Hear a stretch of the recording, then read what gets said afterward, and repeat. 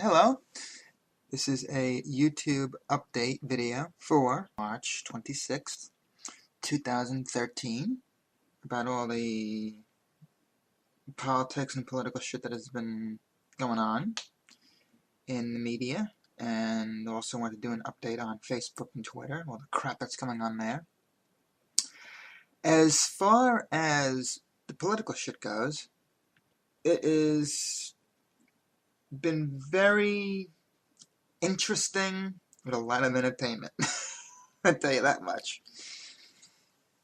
It's kind of funny that every media individual has been doing nothing but complaining, kvetching, whining, and the one thing they really are dead set against admitting to is advertising.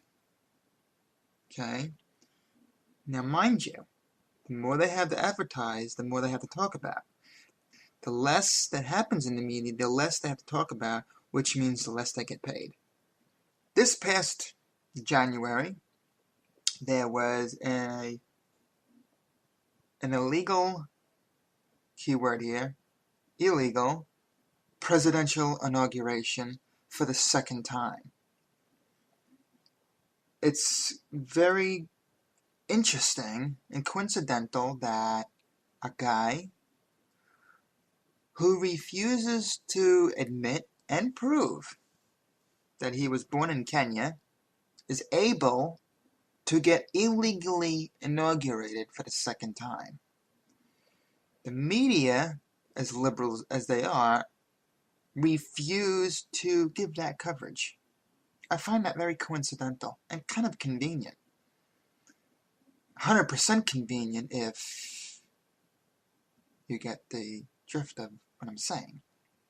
They will give him plenty of TV time about the supposed fantasy-driven up story of a $16.5 trillion deficit that he still refuses to take care of. The media advertises it, but they refuse to take care of it. It's very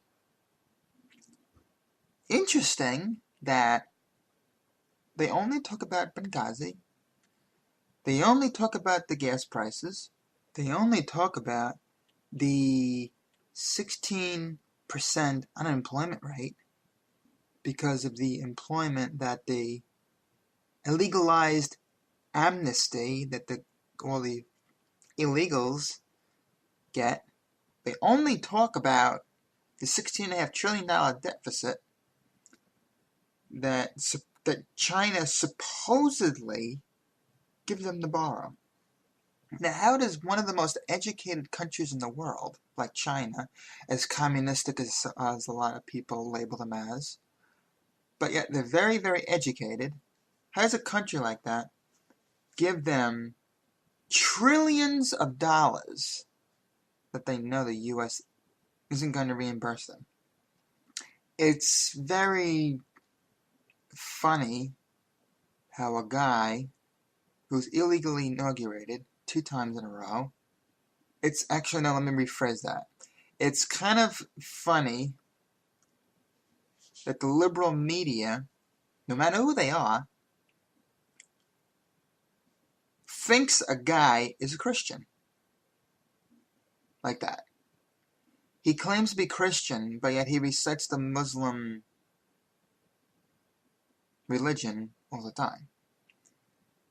He's power hungry. He goes against every single amendment that you have. He's pretty much very demanding. He pisses away $8 billion a week, 1.5 a day. And no one complains about it. Well, actually, they complain about it, but they do more advertising than they do actually demanding that he fix it. It's kind of funny that it's well, everything in the media is kind of funny, but it's very intriguing that 75% of the country hates the guy, but yet he's going in for a second term by a 50-50 percentage. That's why I dare say the whole election was a setup and rigged. I dare say it was rigged. That is the true definition and the evidence of saying and proving that no one in the U.S. has a privilege to vote. Me personally, I am proud to say that I am a non-voter because I have to honestly say I have absolutely no responsibility or cause for that nigga to get in office again. Now, you can't say that nigga is racist because according to the media and according to the black racist majority, N-I-G-G-A, nigga is supposed to be a label of notoriety. So, even though I say that, you can't really mark this video as a racist thing, considering it is a fact that nigga, who was illegally inaugurated because he is a piece of shit, got inaugurated for the second time, all because of his skin color, not because of his qualifications that he doesn't have. Now he and his nigga wife goes over to France or any other country to do their gallivanting at $1.5 billion a day. And yet that nigga claims that everyone should be sacrificing? Really? At $1.5 billion a day, you'd think that a nigga would sacrifice enough himself. But no, he thinks because of his skin color and what happened 300 fucking years ago, that he should be treated royally. You see, the problem with the government is that pieces of shit like him, Joe Biden, as funny as they are and as comedic as they are right now, they've forgotten who they work for. Okay, now if you read your Constitution, okay, technically speaking, there's supposed to be no government by the politicians. Okay, if you read the first line of your Constitution, it says, we, of, and by who? The people, correct? The taxpayers. The ones who pay everyone's salary. Okay? Now, this is coming from someone who doesn't even give a shit about the country, but yet I know more than the people who are politically fanatical about it. These assholes who are in the White House think you work for them. That's how power-hungry and arrogant they are. So now, you have a nigga who constantly pulls his executive orders and executive privileges. Okay, now, according to the government's fantasy world and fantasy facade, or shall we say fantasy persona, considering they're acting 24/7, how do you do an executive action or an executive privilege when your Supreme Court can outrule and overrule the president at any time when he doesn't defend the people, considering your Supreme Court is supposed to be the highest court in the land? Now, it's kind of funny that the guy, Obama, pulls executive privileges against everyone's permission.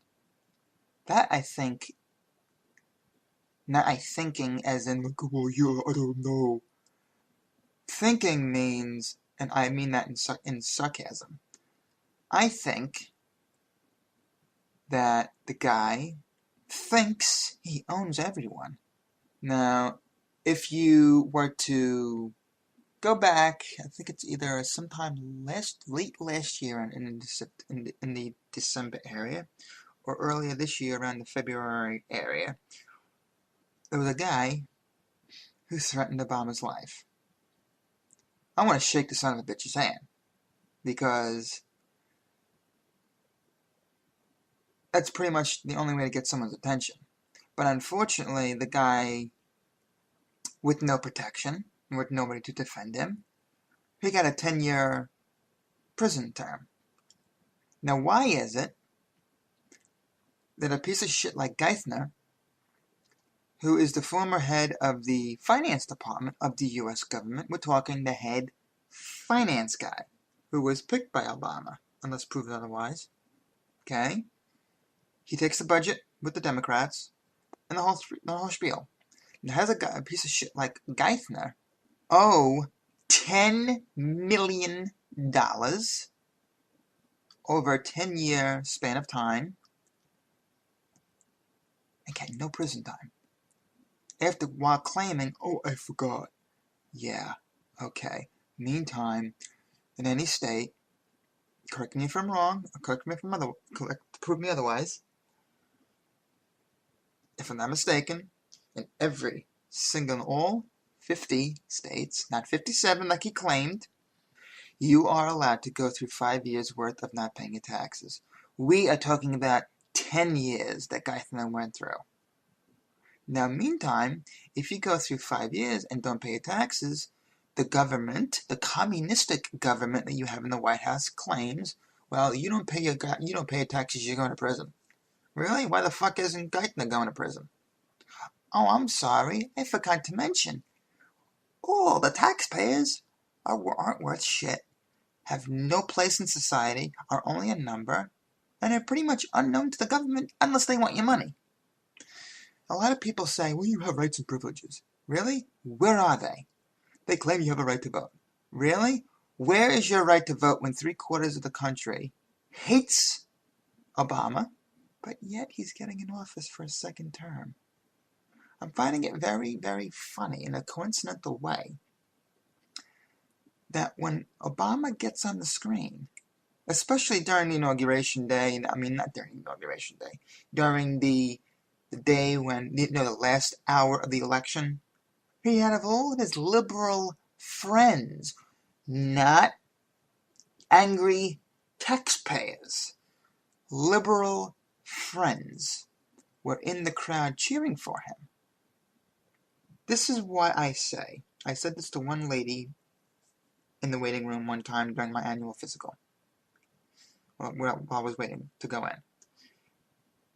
She said, I can't believe this is going on, I can't believe this is going on, and then blah, blah, blah. I said, think of it this way. 99.9% of politics is artificial. It's all fake. It's a scripted storyline. It's all scripted. Every single facial expression, every single word is choreographed. I got that from one of the radio stations I listened to. Every single thing in politics is all choreographed, right down to every single media show on Fox News. They're all choreographed. Bill O'Reilly will never tell you the facts. The important facts.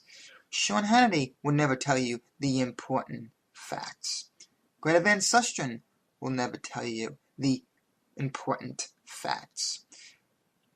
Fox and Friends will never tell you the important facts. They will only advertise what they want to bitch about.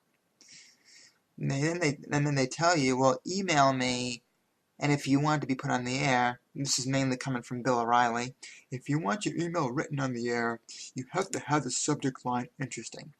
Well, I sent him 7 emails that had important facts into it, asking him why he isn't giving ultimatums on TV. Okay? Why he is encouraging people to give ultimatums towards the government. But yes, he ignored it, and he only advertises people giving compliments about his book that he's writing, or that someone else is writing for him.